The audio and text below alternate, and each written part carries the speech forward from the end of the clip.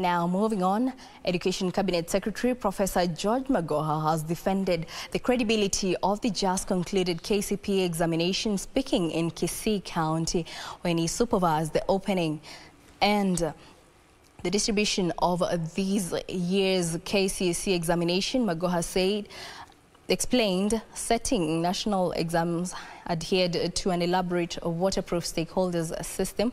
He said the exam setters included Kenya National Examination Council, Ministry of Education and universities. 751,150 candidates have been registered to sit for this year's KCSE examination. Magoha is on record warning schools caught cheating in these national examinations of stiff penalties. But a media report claiming exam canvassing and collusion between the National Exam Body and some private schools in the just concluded KCPE might have stirred up the hornet's nest. CS Magoha dismissed the claims, noting that the exam was credible. Anything that is developed and accepted as credible as a question has gone through the experts who have decided around a table of 6 that this is suitable as a test question for our children. So keep the politics out of this.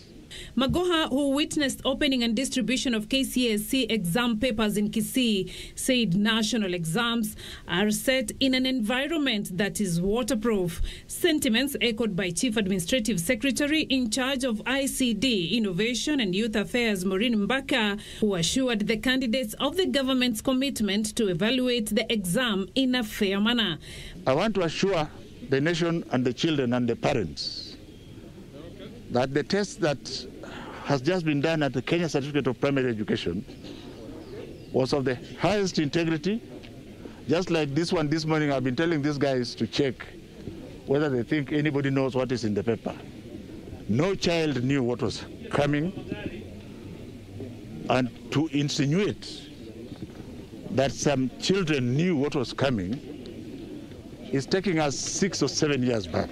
The Ministry of Education as well has put in measures to ensure that even in the evaluation of the papers, the candidates will get their results in accordance with the efforts that they put in and with the efforts that they put in doing the papers. Back in Nairobi, Kenya's Certificate of Secondary Education examinations kicked off under strict adherence to COVID-19 protocols. Speaking during the opening of the examination container at Kibra, the Principal Secretary in the State Department for Vocational and Technical Training, Dr. Julius John, dismissed claims that there was exam leakage in some exam centers. We are comfortable with the way that the exam has been run.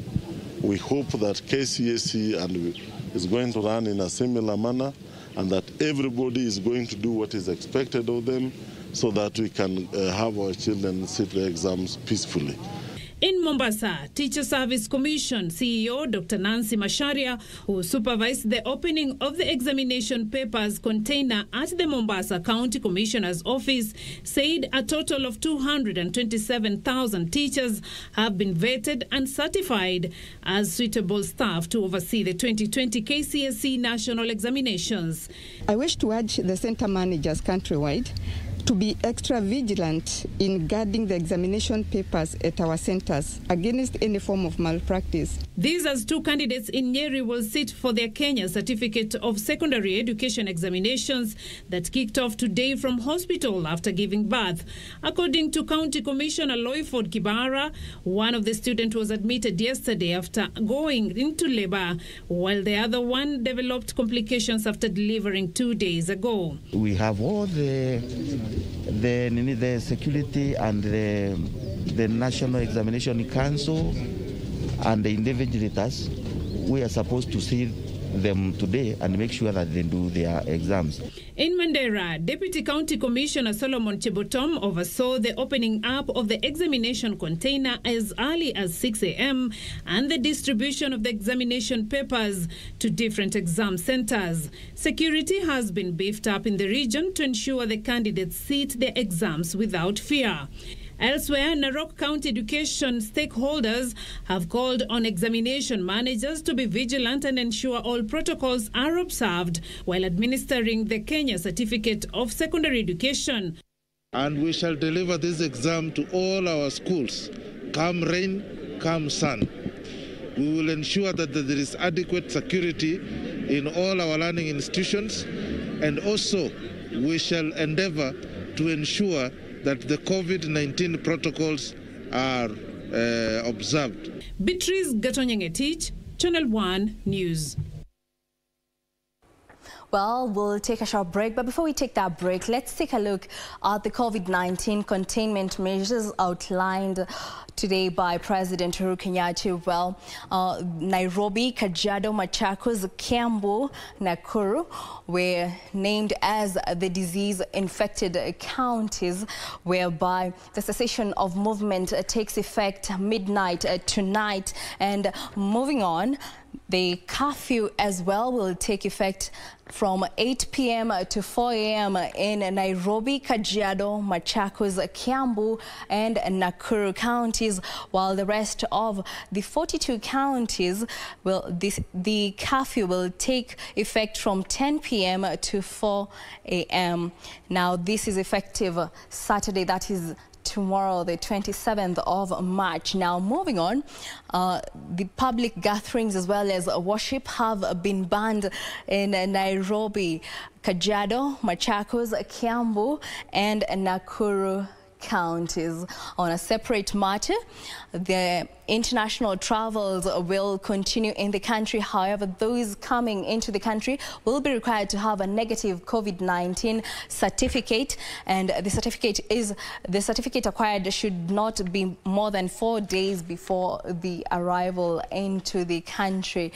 Now, on a separate matter, moving on, learning institutions in the country have also been asked to suspend all the activities. The candidates are sitting for the examinations as well as medical training institutions, however, have been exempted from this directive. Now, on a separate matter as well, the cabinet meetings have been suspended, as well as all its committee meetings have also been suspended. Parliament has also been asked to suspend its sittings. However, this come Tuesday, the two houses will meet and a special motion will be moved to have the two houses suspend its sittings in concurrence with the standing orders. Now, moving on as well, some of the other issues are bars have also been directed to suspend from operating in Nairobi, Kajiado, Nakuru, Machakos and Kiambu counties. Restaurants as well and eateries have also been asked to provide takeaway services and have been banned from selling alcohol. Now, let's take that break. We'll be right back.